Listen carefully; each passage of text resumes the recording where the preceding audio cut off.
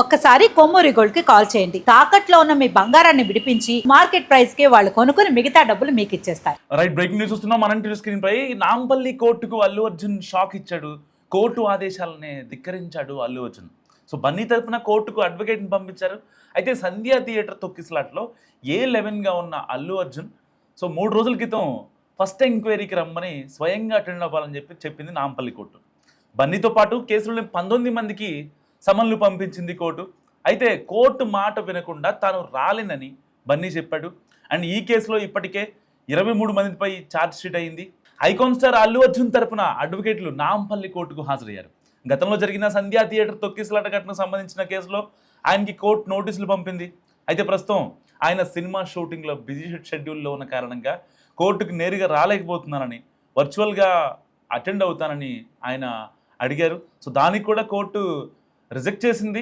ఎట్టి పరిస్థితుల్లో స్వయంగా ఆయనే హాజరవ్వాలని ఆయన చెప్పడంతో అల్లు అర్జున్ తరపున న్యాయవాదులు కోర్టును ఆశ్రయించారు.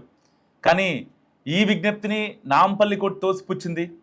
ఖచ్చితంగా వ్యక్తిగతంగానే రావాలని చెప్పిన నాంపల్లి కోర్టుకి ఒక రకంగా అల్లు అర్జున్ షాక్ ఇచ్చాడు. తన షూటింగ్కి విరామం ఇచ్చి నేరుగా నాంపల్లి కోర్టుకి బయలుదేరాలనుకున్న సమయంలో సరిగ్గా అడ్వకేట్లు ఇచ్చిన సూచనతో ఆయన అడ్వకేట్లు మాత్రమే పంపించారు. సో ఈ నేపథ్యంలో నాంపల్లి కోర్టు పరిసర ప్రాంతంలో భారీగా భద్రత ఏర్పాటు చేశారు. అయితే సంధ్యా థియేటర్ ఇష్యూ 2024లో పుష్ప 2 రిలీజ్ అయినప్పుడు అయితే ఆ యొక్క కోలాహలంలో ఒక యువతి చనిపోయింది. సో దాని తర్వాత దాదాపుగా 2 ఏళ్ల నుంచి ఆ చిన్నారి ఆల్మోస్ట్ కోమాలోనే ఉన్నారు. సో అతని బ్యాంక్ అకౌంట్లో ఫిక్స్డ్ డిపాజిట్లు చేశారు. దాని తర్వాత వాళ్ళు నిజంగా మెంటల్గా ఫిజికల్గా చాలా ఇబ్బంది పడ్డారు. వాళ్ళ నానే అన్నీ తానే ఆ చిన్నారికి ఇటు వైద్య ఖర్చులు కావచ్చు, ఇటు ఇంట్లోనే వైద్యం కావచ్చు, దాదాపుగా ఒక 7-8 నెలల పాటు ఆయన అక్కడే ఉన్నారు. సో దాని తర్వాత వాళ్ళు భరించలేక ఒక్కసారిగా ఇంకా అంటే దాతల్ని కొంతమందితో మాట్లాడారు, ఫండ్ రైజ్లు చేశారు. సో వాళ్ళ స్తోమత సరిపోక ఇంటికే తెచ్చుకున్నారన్నమాట. సో ఇలాంటి నేపథ్యంలో అల్లు అర్జున్ ఇప్పటిదాకైతే ఆ చిన్నారిని పరామర్శించలేదు. కోర్టు ఆదేశాలు కూడా ఉన్నాయి. అండ్ దాని తర్వాత అల్లు అర్జున్ సతీమణి స్నేహారెడ్డి అండ్ వాళ్ళ మామగారు సో వీళ్ళిద్దరూ వెళ్ళి రీసెంట్గానే పరామర్శించారు. ఒక్కసారిగా నిజంగా అంటే ఏ సినిమా చరిత్రలో జరిగినటువంటి సిచ్యువేషన్ పుష్ప 2 సినిమాకి జరిగింది. సరిగ్గా డిసెంబర్ 4, 2024న పుష్ప 2 ప్రీమియర్ షో సమయంలో అభిమానులు భారీగా ఎగిసిపట్టడంతో తొక్కిసలాట జరిగింది. ఈ తొక్కిసలాటలో రేవతి అనే 39 ఏళ్ల మహిళ మృతి చెందింది. ఆమె కుమారుడు కూడా తీవ్రంగా గాయపడ్డాడు. ఇప్పటికీ స్టిల్ అతను హాస్పిటల్లోనే చికిత్స పొందుతున్నాడు.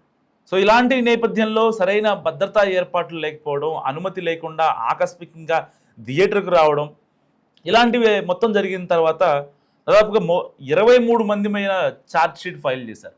సో ఏదైతే ఆల్రెడీ ఆ ఇష్యూ జరిగిందని చెప్పినా కూడా అల్లు అర్జున్ బయటకు వచ్చేటప్పుడు కూడా అభివాదం చేసుకుంటూ వచ్చాడు. నిజంగా అంత పనికి రాదని అప్పట్లో చాలామంది నటులే కావచ్చు, పబ్లికే కావచ్చు, చాలామంది మాట్లాడారు. సో ఇలాంటి నేపథ్యంలో ఇప్పుడు షూటింగ్ నిమిత్తం ముంబైలో ఉన్నారు అల్లు అర్జున్. సో వ్యక్తిగత హాజరు నుంచి మినహాయింపు కోరుతూ పిటిషన్ దాఖలు చేశారు. మరి 3 రోజుల క్రితమే నాంపల్లి కోర్టు ఎట్టి పరిస్థితుల్లో మీరు వ్యక్తిగతంగా హాజరవ్వాలని చెప్పిన అల్లు అర్జున్ దాన్ని ఖాతరు చేయలేదు. ఒక రకంగా కోర్టుకే షాక్ ఇచ్చడని చెప్పుకోవచ్చు.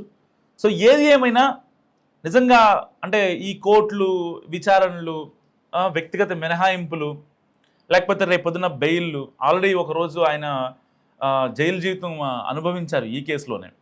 తర్వాత ఆయన్ని A1, A2గా, ఎందుకంటే ఆల్రెడీ స్టాంపేడ్ తొక్కిసలాట జరిగినా కూడా ఆయన మళ్ళీ అభివాదం చేసుకుంటూ ఆ రోజు నైట్ ఏదైతే స్థానిక డీసీపీ వెళ్ళి స్పాట్కి వెళ్ళి అతన్ని డైరెక్ట్గా బయటికి తీసుకొచ్చిన తర్వాత కూడా అభివాదం చేస్తూ ఆయన ఫ్యాన్స్కి అభివాదం చేస్తూ కారులో రూఫ్ టాప్ ఓపెన్ చేసుకొని అందరికీ దండాలు పెట్టుకుంటూ వెళ్ళారు. దానిపై గతంలో చాలా వ్యతిరేకత ఏర్పడింది. సో ఆల్రెడీ స్టాంపేడ్ జరిగింది, అంతమంది ప్రాణాలు పోతే అర్థం కాదు, ఒక ఆవిడ పరిస్థితి బాగాలేదు అని చెప్పి పోలీసులు చెప్పినా సరే ఆయన వైఖరి మారలేదంటూ కూడా చాలా ఆరోపణలు వచ్చాయి ఆయన మీద. సో ఇలాంటి నేపథ్యంలో ఆయన్ని A1గా ఎట్టి పరిస్థితుల్లో A1గా చేర్చాలి అని కూడా చెప్పి చాలామంది మాట్లాడిన పరిస్థితి. సో ఇలాంటి నేపథ్యంలో ఆయన్ని అక్యూజ్ నెంబర్ 11గా చేర్చారు. అండ్ అల్లు అర్జున్కి పోలీసులు నోటీసులు పంపించారు. ఇప్పుడు తాజాగా నాంపల్లి కోర్టు కూడా నోటీసులు పంపించింది. సో ఏదైనప్పటికీ నిజంగా అంటే కోర్టులు కేసులు అన్నీ కాసేపు మనం పక్కన పెట్టేద్దాం. సో ఇది ఒక 1 year 2 years తర్వాత మళ్ళీ ఇది అయిపోవచ్చు. ఎందుకంటే బాధితులకి కాస్త కూస్తో న్యాయం చేస్తున్నారు ఒక రకంగా అల్లు ఫ్యామిలీ. కానీ చాలామంది కోరుకునేది ఏంటంటే ఫుల్ ప్లెజ్డ్గా వాళ్ళకి న్యాయం చేస్తే కనుక నిజంగా అభిమానుల గుండెల్లో చిరస్థాయిగా నిలిచిపోతారు అల్లు అర్జున్ అనేది చాలామంది. నిజంగా అల్లు అర్జున్ ఆయనకున్న స్టామినా, ఆయనకున్న ఆస్తులు పాస్తులు అన్నీ చూసుకుంటే అసలు ఆ పిల్లాడికి వాళ్ళకి ఒక మంచి ఇల్లు కట్టివ్వడం, వాళ్ళని ఫినాన్షియల్గా సెట్ చేయడం అనేది చాలా అంటే చాలా సింపుల్. మరి అలాంటి అల్లు అర్జున్కి ఈ యొక్క సలహా ఇంకెవరూ ఇవ్వలేదా అనే అనుమానం కూడా కలుగుతుంది. అంటే ప్రతి ఒక్కరికి అలా ఇచ్చుకుంటూ పోతే కరెక్ట్ కాదు అనేది వాళ్ళ పాయింట్ ఆఫ్ వ్యూ అయ్యుండొచ్చు. బట్ వాళ్ళ సినిమా వల్ల ఏదైతే ఆ 39 ఏళ్ల రేవతి అనంతలోకాలకు వెళ్ళిపోయింది, తల్లి లేని బిడ్డగా ఇవాళ శ్రీచరణ్ మిగిలిపోయాడు. అన్నీ వాళ్ళ నానే చూసుకుంటున్నారు. దాదాపుగా 2 ఏళ్ల నుంచి ఎటు వెళ్లకుండా ఇంట్లోనే ఉంటూ వచ్చే ఫండ్ రైజింగ్ డబ్బులతోనే ఆ పిల్లాడిని సాకాలి, అతనికి వైద్య ఖర్చులు చూసుకోవాలి అంటే నిజంగా అయ్యే పని కాదు. గతంలో ఏదైతే ఇష్యూ అయిన తర్వాత చాలామంది సోషల్ యాక్టివిస్టులు, చాలామంది ఫండ్ రైజర్స్ కావచ్చు, కొంతమంది బిజినెస్ మ్యాగ్నెట్స్ కావచ్చు, అల్లు అర్జున్ సంబంధించి ఫ్యాన్స్ కావచ్చు, వాళ్ళు వెళ్ళి ఎంతో కొంత సహాయం చేశారు. నిజంగా అలా డాడీ వాళ్ళ కొడుకుని చూసుకుంటూ ఇంకా పనికి కూడా వెళ్ళలేనటువంటి సిచ్యువేషన్. సో ఇంకా ఏం చేయాలో అర్థం కానటువంటి సిచ్యువేషన్ ఇప్పుడు వాళ్ళ పరిస్థితి శ్రీచరణ్ది. ఎందుకంటే ఇంకా ఎన్నాళ్ళు బెడ్ మీదే ఉండాలో అర్థం కానటువంటి సిచ్యువేషన్. సో డబ్బులు ఇవ్వాలంటే రేపు పోతాయి. నిజంగా శ్రీచరణ్ వాళ్ళ డాడీకి ఏదో ఒక చిన్న జాబ్ ఇప్పించి తనకు ఒక కేర్ టేకర్ ఉంటే, శ్రీచరణ్కి ఒక కేర్ టేకర్ ఉంటే వాళ్ళు మళ్ళీ ఫినాన్షియల్గా గ్రో అయ్యే అవకాశం లేకపోలేదు. సో మరి ఈ కేసు గురించి అల్లు టీం ఆగుతోందా, లేదంటే ఆల్రెడీ సహాయం చేశాం కదా, ఎంతో కొంత ఫిక్స్డ్ డిపాజిట్ చేసాం కాబట్టి సరిపోద్దులే అనుకుంటున్నారా అనేది వాళ్ళ మదిలో ఉన్నమాట. సమాజం ఏం కోరుకుంటుంది అంటే ఈ కేసు గురించి పబ్లిక్లో అప్పుడు ఏదైతే మాట్లాడినప్పుడు చాలామంది సామాన్యులు చెప్పింది ఏంటంటే అల్లు అర్జున్కి ఏం తక్కువ, బోలెడు డబ్బులు ఉన్నాయి, సో వాళ్ళ ఫ్యామిలీని సెట్ చేస్తే నిజంగా వాళ్ళ ఆత్మ శాంతిస్తుంది కదా, స్వర్గంలో ఉన్న రేవతి ఆత్మ పిల్లలు బాగున్నారు, ఫ్యామిలీ బాగుంది అని శాంతిస్తుంది కదా అని చెప్పి చాలామంది మాట్లాడుకున్న సిచ్యువేషన్. సో ఏదైనప్పటికీ అల్లు అర్జున్ శ్రీచరణ్ ఫ్యామిలీకి ఇంకా ఫుల్ ప్లెజ్డ్గా అందుబాటులో ఉంటే ఈ కేసులు కోర్టులు అనేవి ఇంకా మహా అయితే 2 రోజులు ఉంటాయి, 3 రోజులు ఉంటాయి. సో వీటన్నిటిని అంటే ఎక్కువ కాలం ల్యాగ్ అయ్యే సిచ్యువేషన్ కాదు ఇది. ఆల్రెడీ నోటీసులు పంపింది, ఈయన వర్చువల్గా హాజరవుతా అన్నారు, ఆయన తరపున న్యాయవాదులు హాజరయ్యారు. సో అంతా ఓకే, అంతా బాగానే ఉంటుంది. రేపు అన్ని రోజు ఏముండదు, ఇదంతా ఈ రప్చర్ అంతా ఏముండదు. కానీ వాళ్ళ పిల్లలు ఎలా ఉన్నారు, శ్రీచరణ్ ఎలా ఉన్నాడు, వాళ్ళ ఫినాన్షియల్ స్టేటస్ ఎలా ఉంది అన్నది మాత్రమే సిచ్యువేషన్.